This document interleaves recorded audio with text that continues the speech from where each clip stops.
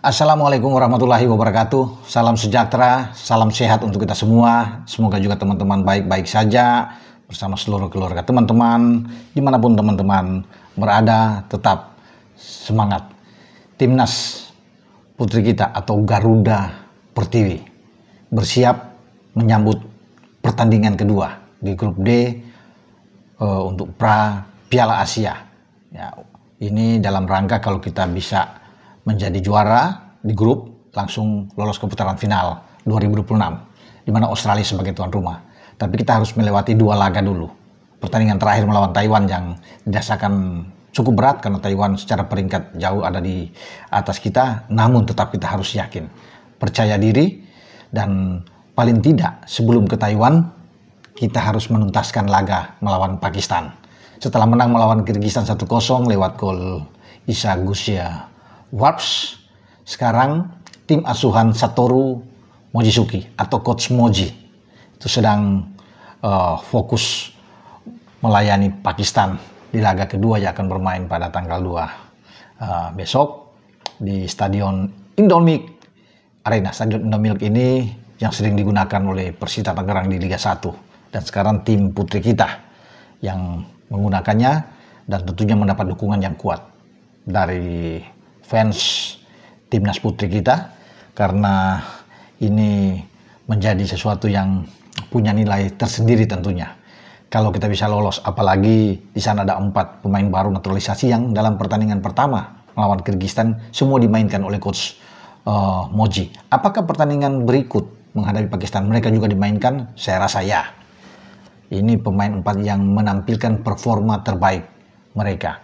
4-4-nya langsung dimainkan, dan hanya 1 yang ditarik keluar, sang pencetak gol Isa Warps. Selebihnya ada di dalam, termasuk penjaga gawang Iris Derow, kemudian ada di sana Emily Nahon, ya, kita tahu bersama, dan satu lagi Felicia Desio.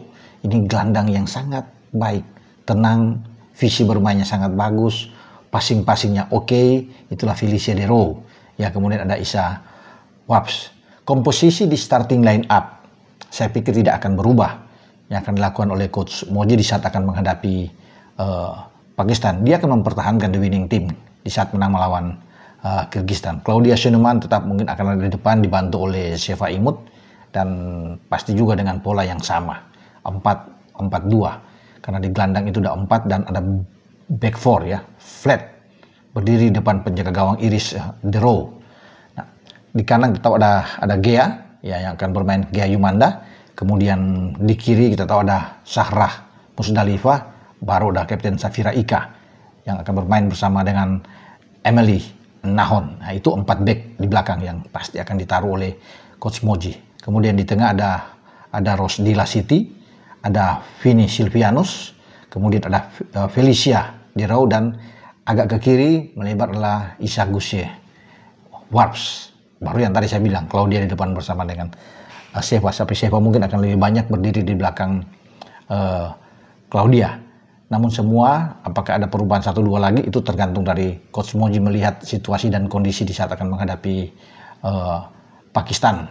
Tentunya ketika Pakistan kalah dengan 0-8 lawan Taiwan, kita kalah secara agregat gol karena hanya menang 1-0 melawan Kyrgyzstan. Makanya sekarang kita dituntut untuk bisa menang dengan gol banyak, sehingga dalam pertandingan terakhir melawan Taiwan akan sangat seru kalau punya gol kita berimbang dengan Taiwan. Coach Moji mengatakan dia senang dengan pertandingan pertama yang sudah dilalui oleh Claudia Schoenemann dan kawan-kawan, tetapi harus lebih meningkat lagi.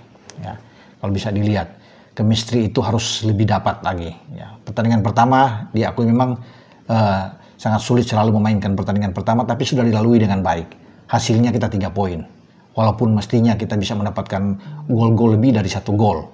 Ya, Moji mengatakan bahwa mungkin bisa mengejar 5, 6, 7 gol bisa aja dapatkan. Tapi nyatanya memang hanya 1 gol. Tapi kita bersyukur. Syukuri dengan hasil yang ada, dan kita menatap di laga menghadapi Pakistan.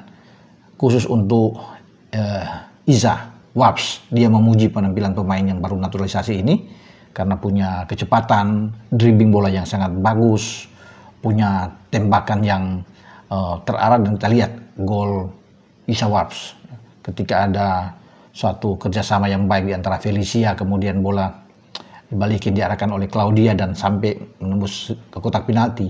Bola tidak berdiam ya, ketika bola masih bergerak di sana.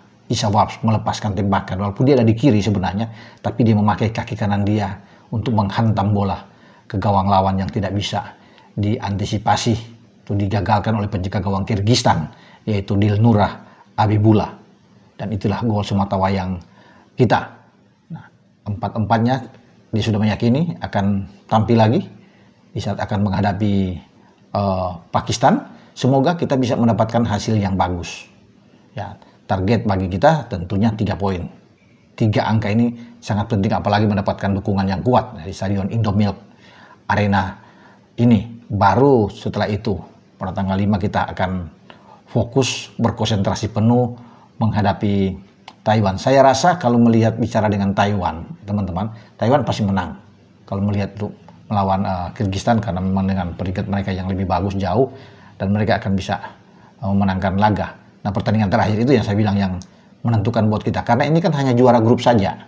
Jadi kalau kita misalnya kalah ya habis kita. Yang lolos adalah Taiwan di pertandingan terakhir, atau kalau Taiwan bisa mengukir gol yang lebih banyak dari kita, imbang pun mereka akan lolos karena secara agregat mereka bisa unggul. Makanya melawan Pakistan kita harus bisa memforsir kemenangan itu dengan gol-gol yang lebih banyak. Kalau boleh di babak pertama, kalau kita sudah bisa unggul dengan 4 gol di sana atau 5 gol, itu kan jauh lebih bagus ya buat Safira Ika dan kawan-kawan ya. Kita tetap mendoakan mereka perjuangan dari Garuda Pertiwi ini bisa mendapatkan hasil yang positif di laga kedua kita di grup D, dan Moji meyakini bahwa timnya bisa memenangkan pertandingan, tapi tidak boleh menganggap enteng Pakistan.